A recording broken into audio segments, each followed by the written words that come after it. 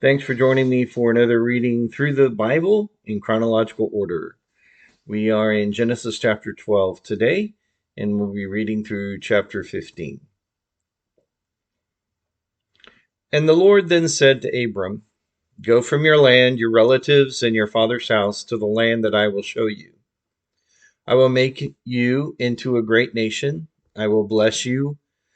I will make your name great, and you will be a blessing. I will bless those who bless you. I will curse anyone who treats you with contempt, and all the peoples on earth will be blessed through you." So Abram went as the Lord had told him, and Lot went with him. Abram was 75 years old when he left Haran. He took his wife Sarah, his nephew Lot, all the possessions they had accumulated, and the people that they had acquired in Haran, and they set out for the land of Canaan.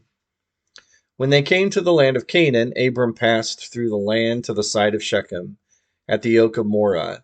At that time the Canaanites were in the land. And the Lord appeared to Abram and said, "To your offspring I will give this land." So he built an altar there to the Lord who had appeared to him. From there he moved on to the hill country east of Bethel and pitched his tent, with Bethel on the west and Ai on the east. He built an altar to the Lord there, and he called on the name of the Lord. Then Abram journeyed by stages to the Negev. There was a famine in the land, so Abram went down to Egypt to stay there for a while, because the famine in the land was severe. When he was about to enter Egypt, he said to his wife Sarah, "Look, I know what a beautiful woman you are. When the Egyptians see you, they will say, 'This is his wife,' and they will kill me, but let you live. Please say you're my sister, so it will go well for me because of you, and my life will be spared on your account." When Abram entered Egypt, the Egyptians saw that the woman was very beautiful. Pharaoh's officials saw her and praised her to Pharaoh. So the woman was taken to Pharaoh's household. He treated Abram well because of her, and Abram acquired flocks and herds, male and female donkeys, male and female slaves, and animals. But the Lord struck Pharaoh and his household with severe plagues because of Abram's wife Sarah. So Pharaoh sent for Abram and said, "What have you done to me? Why didn't you tell me she was your wife? Why did you say she's my sister, so that I took her as my wife? Now, here is your wife. Take her and go." Then Pharaoh gave his men orders about him, and they sent him away with his wife and all that he had. Abram went up from Egypt to the Negev, he, his wife, and all that he had, and Lot with him. Abram was very rich in livestock, silver, and gold. He went by stages from the Negev to Bethel, to the place between Bethel and Ai, where his tent had formerly been, and to the site where he had built the altar. And Abram called on the name of the Lord there. Now Lot, who was traveling with Abram, also had flocks, herds, and tents, but the land was unable to support them as long as they stayed together, for they had so many possessions that they could not stay together. And there was quarreling between the herdsmen of Abram's livestock and the herdsmen of Lot's livestock. At that time, the Canaanites and the Perizzites were living in the land. So Abram said to Lot, "Please, let's not have quarreling between you and me, or between your herdsmen and my herdsmen, since we are relatives. Isn't the whole land before you? Separate from me. If you go to the left, I will go to the right. If you go to the right, I will go to the left." Lot looked out and saw the entire plain of the Jordan as far as Zoar. It was well watered everywhere, like the Lord's garden in the land of Egypt. This was before the Lord destroyed Sodom and Gomorrah. So Lot chose the entire plain of the Jordan for himself. Then Lot journeyed eastward, and they separated from each other. Abram lived in the land of Canaan, but Lot lived in the cities on the plain and set up his tent near Sodom. Now the men of Sodom were evil, sinning immensely against the Lord. After Lot had separated from him, the Lord said to Abram, "Look from the place where you are, look north and south, east and west, for I will give you and your offspring forever all the land that you see. I will make your offspring like the dust of the earth, so that if anyone could count the dust of the earth, then your offspring could be counted. Get up and walk around the land through its length and width, for I will give it to you. So Abram moved his tent and went to live near the oaks of Mamre at Hebron, where he built an altar to the Lord.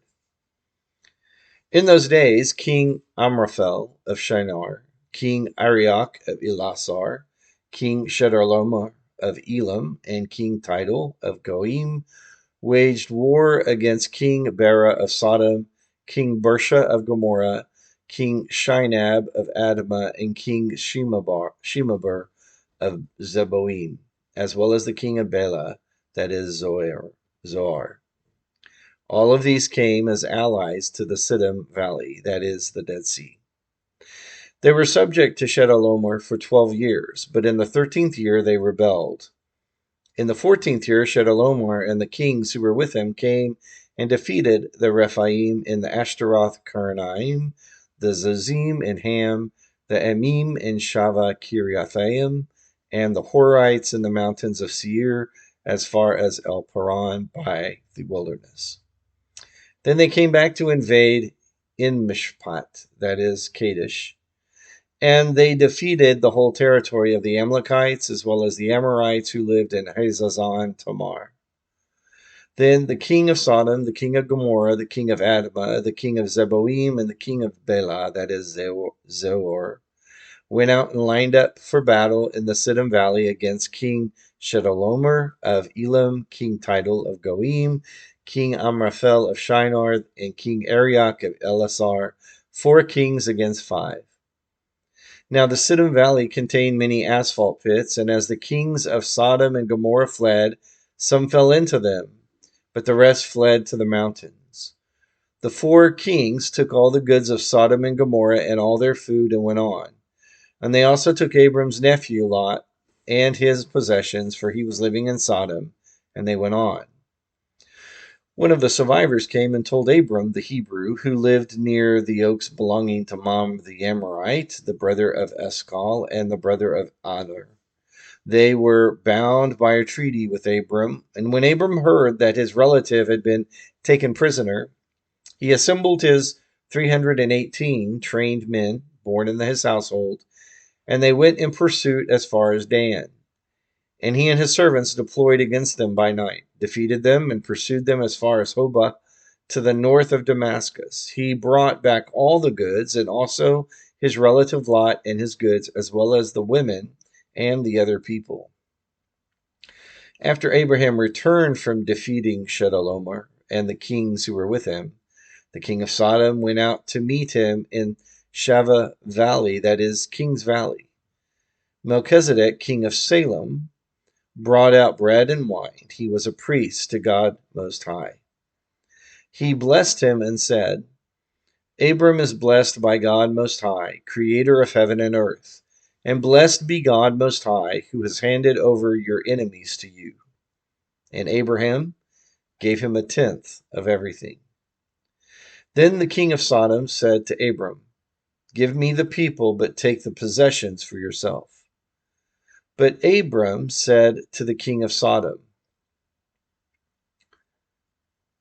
I have raised my hand in an oath to the Lord, God Most High, creator of heaven and earth, that I will not take a thread or sandal strap or anything that belongs to you. So you can never say, I made Abraham rich. I will take nothing except what the servants have eaten. But as for the share of the men who came with me, Aner, Eshcol, and Mamre, they can take their share. After these events, the word of the Lord came to Abram in a vision. Do not be afraid, Abram, I am your shield. Your reward will be very great. But Abram said, Lord God, what can you give me, since I am childless, and the heir of my house is Eliezer of Damascus? Abram continued, Look, you have given me no offspring, so a slave born in my house will be my heir. Now the word of the Lord came to him. This one will not be your heir. Instead, one who comes from your own body will be your heir. God took him outside and said, "Look at the sky and count the stars, if you are able to count them." Then God said to him, "Your offspring will be that numerous." And Abram believed the Lord, and he credited it to him as righteousness. He also said to him, "I am the Lord who brought you from Ur of the Chaldeans to give you this land to possess." But he said, "Lord God, how can I know that I will possess it?" And God said to him, "Bring me a 3-year-old cow, a 3-year-old female goat, and a 3-year-old ram, a turtle dove, and a young pigeon." So he brought all these to him, cut them in half, and laid the pieces opposite each other, but he did not cut the birds in half. Birds of prey came down on the carcasses, but Abram drove them away. And as the sun was setting, a deep sleep came over Abram, and suddenly great terror and darkness descended on him. And the Lord said to Abram, "Know this for certain, your offspring will be residents aliens for 400 years in a land that does not belong to them, and will be enslaved and oppressed. However, I will judge the nation they serve, and afterward they will go out with many possessions, but you will go to your ancestors in peace and be buried at a good old age. In the 4th generation they will return here, for the iniquity of the Amorites has not yet reached its full measure." When the sun had set and it was dark, a smoking firepot and a flaming torch appeared and passed between the divided animals. On that day the Lord made a covenant with Abram, saying, "I give this land to your offspring, from the brook of Egypt to the great river, the Euphrates River, the land of the Kenites, Kenizzites, Cadmonites, Hethites, Perizzites, Rephaim, Amorites, Canaanites, Girgashites, and Jebusites." A lot has happened in 4 chapters, all within the lifetime of Abram.